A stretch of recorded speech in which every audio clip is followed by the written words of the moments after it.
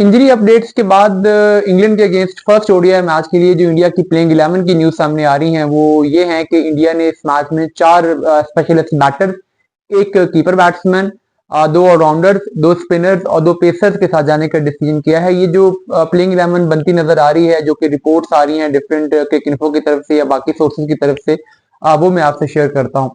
देखिए, बताया जा रहा है कि ओपनिंग पे तो शुभमन गिल और रोहित शर्मा ही ओपनिंग करेंगे। जायसवाल का, जैसे मैंने लास्ट वीडियो में रिपोर्ट किया था, वो अभी उनको प्लेइंग 11 में कंसीडर ही नहीं किया जा रहा। और अगर कोई इंजरी होती है या कोई बहुत ही एक स्पेसिफिक सिचुएशन पैदा हो जाती है तो उसमें मे भी उन्हें चांस मिले, अदरवाइज चैंपियंस ट्रॉफी तक जायसवाल की ओपनिंग करने के चांसेस ना होने के बराबर हैं। नंबर 3 पे ऑब्वियसली विराट कोहली हैं और नंबर 4 पे श्रेयस अय्यर हैं। ये जो 4 बैटर्स हैं, ये 4 के 4 बैटर्स पे तो कोई डाउट नहीं है। इस पे तो इंडियन टीम मैनेजमेंट 100% श्योर है कि हमारे टॉप 4 यही होंगे।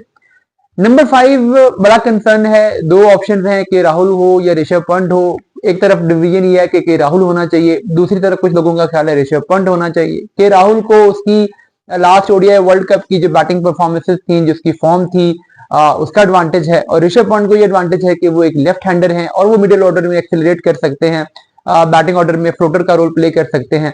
अब जो खबरें आ रही हैं वो ये है कि बावजूद इसके कि राहुल ने लास्ट जो इंडिया ने सीरीज खेली थी उसमें और उससे पहले वो मुसलसल कीपिंग कर रहे थे, लेकिन अब चैंपियंस ट्रॉफी के कॉन्टेक्स्ट में और इंग्लैंड के खिलाफ इस सीरीज के कॉन्टेक्स्ट में ऋषभ पंत को पहले चांस देने का डिसीजन कर लिया गया है। और उसकी जो रीजन है वो गौतम गंभीर की ये सोच है कि हमारे पास लेफ्ट राइट ऑप्शंस होने चाहिए। आपने T20 में भी देखा होगा, वो मोस्टली लेफ्ट राइट कॉम्बिनेशन के साथ जाते हैं और क्योंकि ऊपर टॉप ऑर्डर में कोई लेफ्ट हैंडर है नहीं तो इसलिए ऋषभ पंत को इसमें ऐड करने का डिसीजन किया गया। ये एक पॉसिबिलिटी है कि ऋषभ नंबर 4 पे खेले और श्रेयस अय्यर नंबर 5 पे खेले, इसकी भी एक हाई प्रोबेबिलिटी है ताकि मिडिल ऑर्डर में स्पिनर्स को वहां पे थोड़ा सा डिस्टर्ब किया जा सके। फिर ऑलराउंडर तो ऑफ कोर्स हार्दिक पांड्या ही है नंबर 6 पे। नंबर 7 पे जो अब एक और क्लैश था वो रविंद्रा जडेजा और अक्षर पटेल का था। अभी रविंद्रा जडेजा ने रणजी ट्रॉफी में अपनी फॉर्म प्रूव की है, बॉलिंग के जरिए से भी और बैटिंग के जरिए से तो वो वैसे भी कंट्रीब्यूट कर रहे हैं। तो अक्षर पटेल भी स्ट्रॉन्ग कंटेंडर हैं, लेकिन रविंद्रा जडेजा को फर्स्ट प्रेफरेंस दी गई है। 2 दिन पहले तक उनकी फिटनेस पर कुछ इश्यूज है, लेकिन अब वो फिट हैं और वो फुली अवेलेबल हैं, इसलिए अब वो नंबर 7 पे left arm spin bowling all rounder के तौर पे खेलेंगे और अक्षर पटेल जो है वो इस मैच के लिए बेंच पे होंगे, वो प्लेइंग 11 में शामिल नहीं किए जाएंगे। तो ये दूसरा लेफ्ट हैंड बैटिंग ऑप्शन है। तो हो सकता है कि ऋषभ को ऊपर नंबर 4 पे भेजा जाए और उसके बाद जडेजा को सिचुएशन के अकॉर्डिंगली नंबर 5, 6 या 7 में से किसी भी जगह पर फ्लोट किया जा सकता है लेफ्ट राइट कॉम्बिनेशन को मेंटेन करने के लिए। जो 4 बॉलर्स हैं उनमें से 2 स्पिनर्स चूज किए गए हैं और अब इस ओडीआई मैच के लिए इंडिया की अप्रोच ये नजर आ रही है कि वो स्पेशलिस्ट स्पिनर्स के साथ जाना चाहते हैं, विकेट टेकिंग ऑप्शन के साथ जाना चाहते हैं। हालांकि जो गौतम गंभीर के फेवरेट हैं वॉशिंगटन सुंदर, वो उनको भी इस मैच में नहीं खिला रहा है। एक तो रीजन ये है कि सुंदर ऑफ स्पिनर हैं और इंग्लैंड के पास बहुत ज्यादा लेफ्ट हैंड बैट्समैन नीचे मिडिल ऑर्डर में है नहीं, तो इसलिए शायद सोचा गया है कि उनकी उस तरीके से जरूरत पड़ेगी नहीं, तो एक बॉलिंग ऑप्शन हमारा किल हो जाएगा। तो इसलिए स्पेशलिस्ट ऑप्शन के साथ जाया जा रहा है और जो दोनों रिच स्पिनर हैं यानी कुलदीप और वरुण चक्रवर्ती, दोनों ही ये मैच खेलेंगे।